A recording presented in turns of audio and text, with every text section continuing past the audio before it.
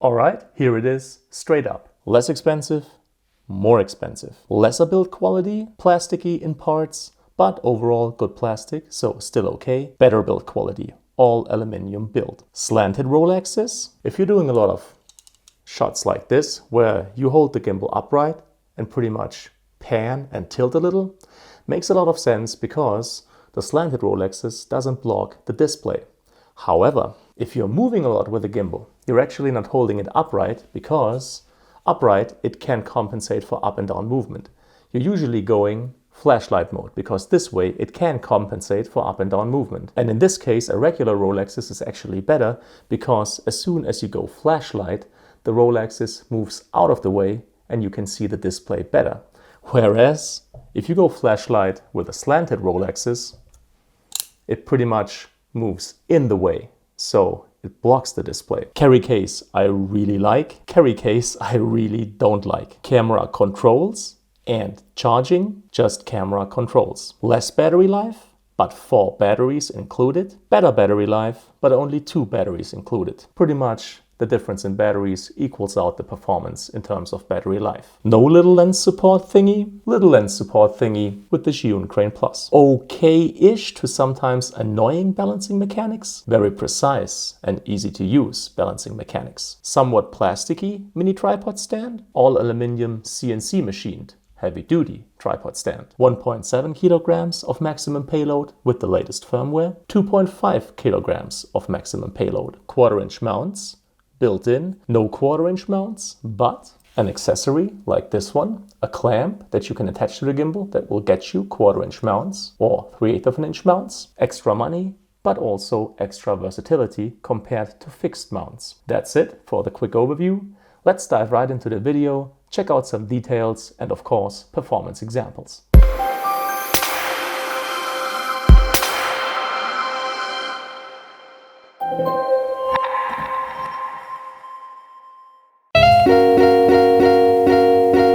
Alright, carrying cases. Some kind of synthetic fabric and reinforced with plastic or cardboard in between. Now this one opens and closes via zippers. Those parts right here wear out, they're running into trouble. This is driving me nuts. Let's see what we got.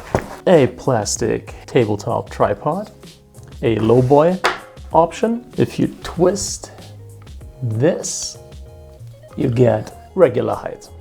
1/4-inch mount on the top, rubber pad right here. This is where the batteries go. 1, 2, 3, 4 batteries. That's the bottom part of the gimbal. It comes in 2 parts. So we got this little joystick right here. We got the on and off button and the record or take a still button right here. That's another button. Double tap that and you're going to standard configuration. This opens up and you can put the batteries right there. A 1/4-inch mount on the bottom, rubber padded again. Micro USB port for firmware update. So these are contacts that you need to fit to the upper part of the gimbal. So this will fit the lower part. Let's take the Velcro off. Gimbal number 1. Hardcover case. Already much better. Opens via 2 clamps. You're getting a tabletop tripod. This is the gimbal. This is the lower part of the grip. Again, cables and the charger and the batteries are down here. Lower part of the grip is not rubber padded, tape. The only problem being it's white. Why would you not make that black? Yeah? That's actually much better. This is the babe right here. Batteries, including charger, are in there. You could either put them in like this, or the gimbal is already assembled. You could also unscrew the bottom part and put them in like this. This is the little tabletop tripod we get from Zhiyun. Completely CNC machined aluminum build. Really sturdy. Much sturdier than the other one, which was plastic. Again, 1/4-inch mount at the top, rubber padding. Only one option when it comes to height, the lowboy option. 3/8-inch mount on the bottom with a 1/4-inch to 3/8-inch adapter. Joystick, if you have a zoom lens and a Sony camera. You got a little power zoom lever right here, pretty cool. Turning the thing on and mode button. And right here, not weather sealed, the micro USB-C port for firmware updates. The grip is thinner than that of the Feiyu Tech. So the A1000 has these little rivets right here. So by definition, that's little steps. So it's not as precise as not having rivets at all. That actually never was a problem for me. That always worked just fine. But it is a difference. The Crane Plus doesn't have any rivets anywhere, so it's a completely stepless balancing process, which is more precise, and you really notice if you have to fine-tune the balancing. Really like that about the Crane Plus. With the A1000, you can take the QR plate completely off, which makes it easier to take the camera off the gimbal and put it on a tripod, for example. Less hassle than with the Zhiyun Crane Plus. Now the QR plate of the Crane Plus is actually locked inside the gimbal platform, so you can't take it off, which also means that you can take the camera off with the QR plate and quickly put it onto a tripod, for example. Because with the Crane Plus, you use a screw like this to attach the camera to the gimbal. So obviously this one needs to come off and then go someplace. And I'm going to show you what I do with this thing in a moment. So it's not as convenient as with the A1000. Right here, that's a locking mechanism. And I get why it's there, but what do you do if you have to balance a camera like right there, for example? See how the locking mechanism gets in the way? That actually happens to me a lot when using my A6500 or 6400. And I imagine it's the same thing with all the other Alpha 6000 cameras. Might not be a problem with the camera you use, but it has been a problem for me. Then these knobs right here are all round. Usually that's not a problem, but as soon as you have sweaty hands, that really isn't a good option, because you're not gonna have enough grip to really tighten or loosen, for that matter, those screws. That becomes really annoying. I like the balancing mechanism of the Crane Plus way better, because instead of these round knobs that you have with the A1000, you got a little lever to secure the QR plate. And that one is no problem to sweaty hands at all. So this one will always work. And in the field, that really is an important difference. The knobs right here are still round, but those you only have to use when balancing or rebalancing the gimbal. Also, you can tighten this way harder and way more easily than with a round knob. So overall, when it comes to balancing and placing the camera and working with the gimbal mechanically, way better experience for me with the Crane Plus than with the A1000. The camera I'll be using is my Sony a6400. The lenses are the Sigma 16mm f1.4, because with the 6400 that's a front-heavy combination, and that's more difficult on the gimbal. Also, it's a completely non-stabilized combination, so all the stabilization you're gonna see with this combination is gimbal. Then I'm gonna use the 1650 kit lens and the 10-18 super wide-angle zoom on its widest end, the 10mm. So let's dive right into that. Alright, 10-18. At 10mm using the Feiyu Tech A1000.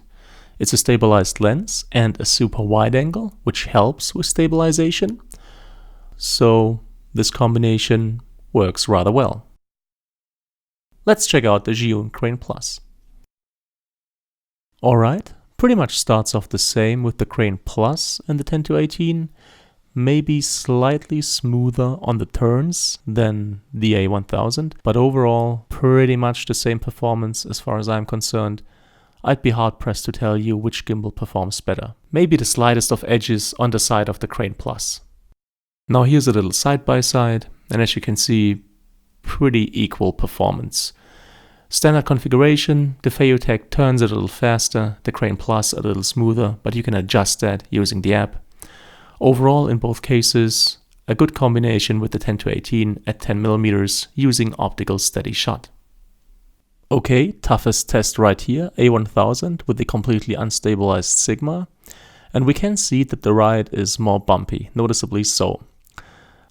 Let's see how the gimbal handles the stairs. Oh, smooth ride, actually handled very well. Turn. A little oversteered, but overall good performance. Crane Plus, here we go. and it's a little bumpier than with the A1000. It's not dramatic, but I think it's noticeable, actually. Stairs, same thing, a little more right to left and back.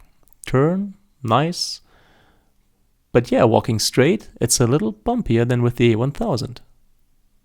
The side-by-side again shows it. Both have a bumpier ride than with a stabilized lens, but the Crane Plus a little bit more so than the A1000. So in this test at least, the cheaper gimbal actually performs better at balancing a completely unstabilized setup. You can probably tweak the Crane Plus using the app into performing equally as well, but by default, the A1000 has it beaten.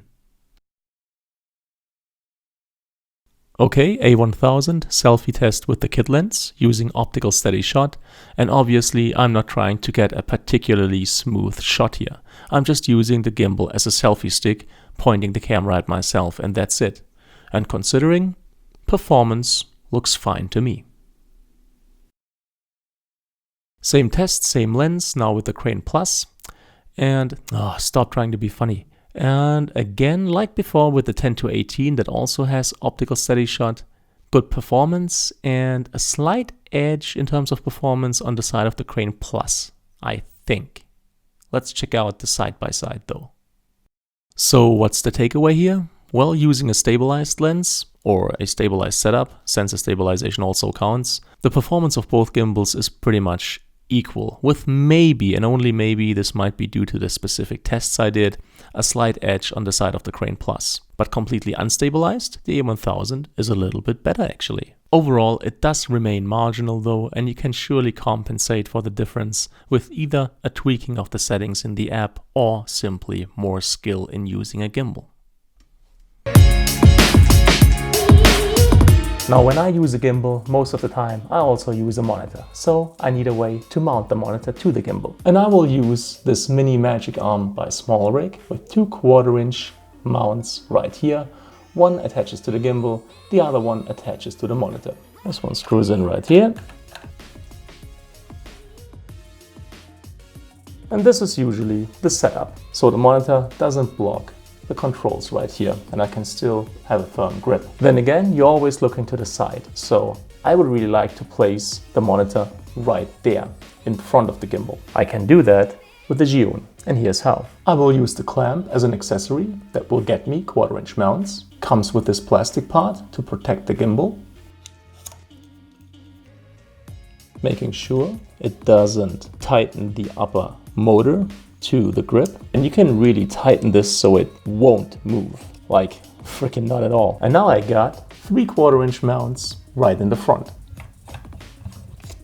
And now, instead of looking to the side, I can look straight down, which is something that I really prefer. So that's the monitor setup with the Zhiyun Crane Plus. Now with this setup, obviously the Sony NPF 970s are a little bit too big. They're gonna block your hand right there. But the NPF 550s are actually perfect and my favorite choice when working with a monitor like this. You got enough space to move your hand and to operate the gimbal. So that's actually perfect for me.